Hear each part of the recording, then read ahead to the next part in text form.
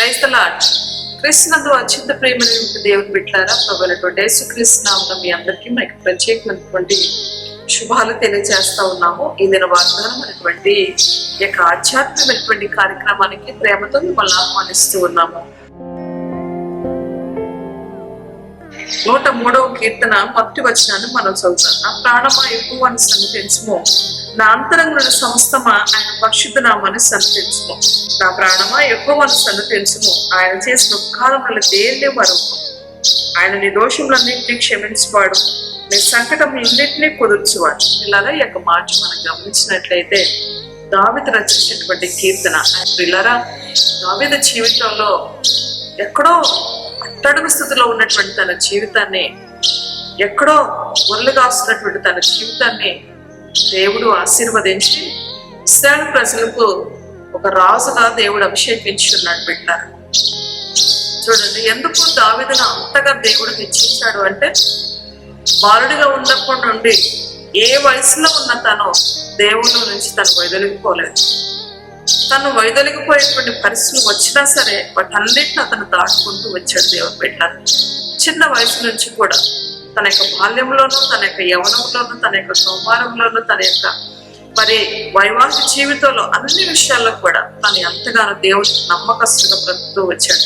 దినముకు 7 మార్లు ప్రార్థన చేసే వ్యక్తిగా దావీదు ఉన్నాడు. ప్రతిసారి దేవాలయానికి వెళ్ళి దేవుణ్ణి ఆరాధించే వ్యక్తిగా ఉన్నాడు. దేవుని బిడ్డ తన జీవితంలో దేవునికి ప్రథమ స్థానం ఇచ్చేవాడిగా ఉన్నాడు. తన కుటుంబంలో దేవునికి ప్రథమ స్థానం ఇచ్చేవాడిగా ఉన్నాడు. దేవుని పెట్టారు ఎక్కడో గొల్ల కాసేటువంటి తనను దేవుడు ఆశీర్వదించి తన హృదయాన్ని దేవుడు చూసి ఇశ్రాయేలు యొక్క ప్రజలకు రాజుగా ఉండటానికి దేవుడు అతను అభిషేకించి ఉన్నాడు. దేవుని పెట్టారు ఒకరోజు దావీదు సింహాసనం మీద కూర్చున్నప్పుడు తన యొక్క స్థితిని తనని జ్ఞాపకం చేసుకొని అతను దేవుని స్తుతిస్తూ వచ్చాడట. ఒకరోజు తను ఎలా బ్రతికాడో, ఎలా జీవించాడో, తన జీవితం అంతటి కూడా అతని జ్ఞాపకం చేసుకున్నాడు. ఒకప్పుడు నేను గొర్రెలు కాస్తూ బ్రతికేవాడును, ఎండకి ఎండేవాడు, వర్షానికి తడిచేవాడు, చలికి తడిసేవాడు. అలాంటి పరిస్థితుల్లో దేవుడు నాతో ఉన్నాడు, నా ప్రక్కనే నిలబడ్డాడు, నన్ను బలపరుస్తూ వచ్చాడు.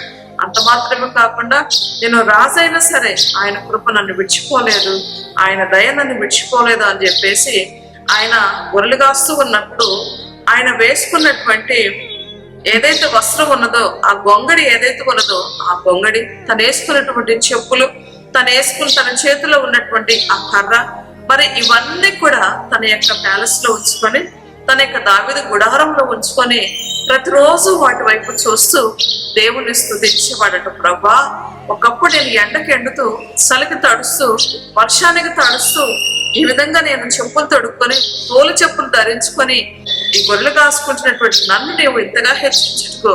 నేను ఏ పాటివాడినయ్యా, నా కుటుంబం ఏ పాటిదయ్యా, నా జీవితం ఏ పాటిది ప్రభా అని చెప్పి దేవుణ్ణి స్తుతిస్తూ వచ్చాడు. దేవుని పెట్టారా, స్టార్టింగ్ లో ఉన్నటువంటి తన జీవితాన్ని, మొట్టమొదటి తన జీవితాన్ని, తన బాల్య జీవితాన్ని తను ఏమాత్రం కూడా మర్చిపోలేదు. తను ఏ విధంగా బ్రతికాడు, ఏ విధమైనటువంటి ఆహారం తినేవాడు, ఏ విధమైనటువంటి జీవితాన్ని జీవించేవాడు, ఏ విధమైనటువంటి పరిస్థితులు కూడా ప్రయాణించాడు, ఏ విధమైనటువంటి కృష్ణ మార్గాలు కూడా ప్రయాణించాడు, ప్రతిదీ కూడా దేవుడి సన్నిధిలో జ్ఞాపకం చేసుకునేవాడు.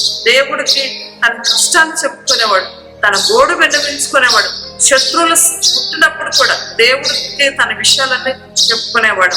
మరి ఏ విషయంలో సరే దేవుని మీద ఆధారపడకుండా ఆయన జీవితంలో ఒక్కరోజు కూడా గడవలేదు. దేవుడి బిడ్డలారా, కష్టంలోను, సుఖంలోను, దుఃఖంలోను, ఆపదలోను, అపాయాల్లోను, మరి వేదనకరమైన పరిస్థితుల్లోను, ఒంటరితనంలోను, అన్ని సమయాలల్లా అతను దేవుని మీద ఆధారపడుతూ వచ్చాడు. దేవుని వైపు చూస్తూ వచ్చాడు, దేవతల్లో ప్రార్థిస్తూ వచ్చాడు, దేవుని కొనియాడుతూ వచ్చాడు, దేవుని గనపరుస్తూ వచ్చాడు, దేవుని మహిమపరుస్తూ వచ్చాడు. దేవుని బిడ్డలారా, అందుకే దావీదు తన జీవితాన్ని జ్ఞాపకం చేసుకొని 103వ కీర్తనలో అంటే, నా ప్రాణమా యెహోవాను సన్నిధించుకో, ఆయన చేసిన ఉపకారాలు దేన్ని మరువకు.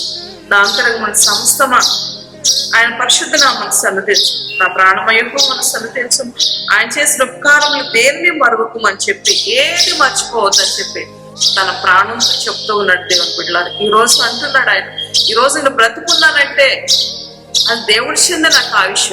నేను ఈరోజు సజీవంగా ఉన్నానంటే ఆ ఆయుష్ కూడా నాకు దేవుడే పొడిగించాడు, నాకు ఆయుష్ కూడా దేవుడే ఇచ్చాడు. కనుక తన ప్రాణంతో చెప్తూ ఉన్నాడు, నా ప్రాణమా ఏది నువ్వు మర్చిపోవద్దు, ఏది నువ్వు మర్చిపోవద్దు అని చెప్పి తన ప్రాణంతో చెప్తూ ఉన్నది దేవుని బిడ్డారా. వీళ్ళారా దావీదు గురించి అనేక విషయాలు మన యొక్క జీవితంలో మనం నేర్చుకోవాలి. ఎన్నో విషయాలలో దావీదుని చూసి మనం నేర్చుకోవాలి. ఆయన మనందరికీ మాదిరికరమైనటువంటి వ్యక్తిగా ఉన్నాడు దేవుని బిడ్డారా. ఒక ప్రార్థనాపరుడిగా ఉన్నాడు, దేవుని మీద ఆనుకునే వ్యక్తిగా ఉన్నాడు, దేవునికి హృదయానుసరుడిగా జీవిస్తూ వచ్చాడు. దేవుని విషయంలో ఆయన ఎన్నడూ కూడా నిర్లక్ష్యమైనటువంటి వైఖరిని ప్రదర్శించలేదు దేవుని బిడ్డలారా.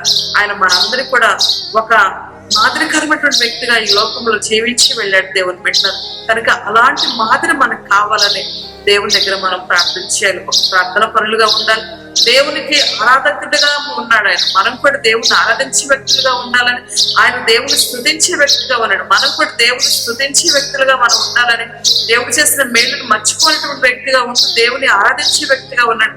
మన జీవితంలో కూడా దేవుడు ఏం కార్యాలు చేశాడో వాటన్నిటిని బట్టి మనం దేవుని స్తుతించి ఆరాధించి దేవుని కొనియాడే వ్యక్తులుగా మనం ఉన్నప్పుడు మన జీవితాన్ని బట్టి, మన కుటుంబాన్ని బట్టి ఆయన ఎంతగానో ఆనందించేవాడై ఉన్నాడు దేవుని బిడ్డలారా.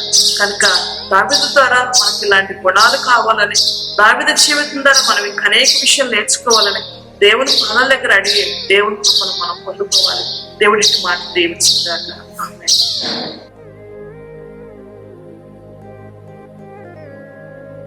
ప్రేమ కలిగిన మా తండ్రి, దయ కలిగిన యేసయ్యా నీకు వందనాలు. ఈ మాటలు విన్న బిడ్డలందరూ దర్శించండి. దావీదు ఏ విధంగా ప్రార్థన పరుడిగా, ఆరాధికుడిగా, దేవుని మీద ఆధారపడే వ్యక్తిగా, కృతజ్ఞతలు చెల్లించే వ్యక్తిగా ఉన్నాడు. మా జీవితంలో కూడా ప్రభా మేము కూడా దేవుని స్తుతించేవారు, ఆరాధించేవారు, ప్రార్థించేవారుగా, కొనియాడేవాడిగా, దేవుని కార్యాలను అయ్యా గుణలక్షణాలను ఇతరులకు తెలియచేసేవారుగా మేము ఉండటానికి మీ సహాయం మాకు అనుగ్రహించండి. దావీదు తన ప్రాణంతో అంటున్నాడు, నా ప్రాణమా యెహోవాను సన్నతించు అంటున్నాడు. అయ్యా ఈ రోజు వరకు మేము బ్రతుకున్నామండి, ఈ రోజు వరకు మేము చెల్లిస్తూ ఉన్నామండి, ఈ రోజు వరకు మేము ఇలా ఉన్నామంటే కేవలం నీ కృప మాత్రమే, నీ దయ మాత్రమే ప్రభా. అయ్యా నీ వందనాలు, నీ కృప, నీ సన్నిధి, నీ సమాధానం అందరికి దయచేయమని, ఈ మాటలు విన్న బిడ్డలందరికీ కూడా నీ కృప అనుగ్రహించమని, మీరు ఆశీర్వదించి దీవించమని యేసు నామమును బట్టి అడిగి వేడుకుంటున్నాను తండ్రి.